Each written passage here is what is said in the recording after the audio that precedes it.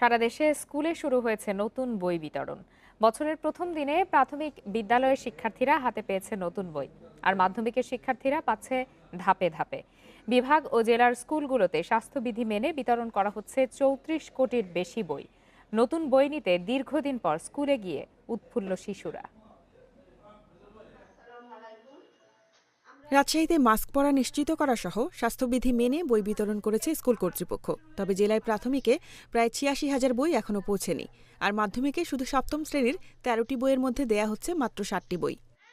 আমি এতদিন বাসায় ছিলাম, আমার একটু ভালো লাগছিল না। আজ আমি স্কুলে এসেছি, আমার খুবই ভালো লাগছে। বই পেয়ে খুব ভালো লাগছে, কারণ নতুন বই পড়তে ভালো লাগবে। মাস্ক পরে অবশ্যই আসছে, এবং বইটা আমরা সরকারি নির্দেশনা পেয়েছি যে বইটা সরাসরি বাচ্চাদের হাতে দিব না, ব্যাগে ভরে দিব। আমরা ঠিক সেভাবে দড়ি দিয়ে বেঁধে আমরা ব্যাগে করে বইটা দিয়েছি। বরিশাল নগরীর সিস্টার্স ডে সরকারি প্রাথমিক বিদ্যালয়ে বই বিতরণ কর্মসূচির উদ্বোধন করেন জেলা প্রশাসক। দীর্ঘদিন পর স্কুলে গিয়ে নতুন বই পেয়ে খুশি শিক্ষার্থীরা। আজকে শুরু হলো এবং পর্যায়ক্রমে উইদিন 1 উইক সকল শিক্ষার্থীদের কাছে আমাদের প্রাথমিক, মাধ্যমিক, মাদ্রাসা বা আমাদের অন্যান্য কিন্ডারগার্টেন, যাদের ইবতেদায়ী সকলের নিকটে আসলে বই পৌঁছে যাবে।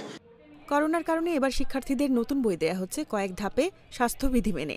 চট্টগ্রাম বিভাগে প্রাথমিক ও মাধ্যমিক পর্যায়ে এবার বই পাচ্ছে ২,৩৭,০০০ ছাত্রছাত্রী। বাসায় গিয়ে পড়বো, বই পেয়ে আমার থেকে ভালো লাগতেছে। 2021-এ বই খুব ভালো লাগতেছে, আনন্দ লাগতেছে। বাসায় গিয়ে পড়ালেখা করবো, এটাও ভালো লাগতেছে আমার। বগুড়ার প্রথম দিনে শহরের ৩টি সরকারি প্রাথমিক বিদ্যালয়ে বই বিতরণ করা হয়। জেলায় এবার বিতরণ হবে ৭৬,৪৪,০০০ বই। শিক্ষার্থীদের মধ্যে তো অবশ্যই একটা উৎসাহ, তবে করোনার কারণে দীর্ঘদিন স্কুলে অনুপস্থিতির কারণে হয়তো তাদের মধ্যে একটা স্থবিরতা বিরাজ করছিল।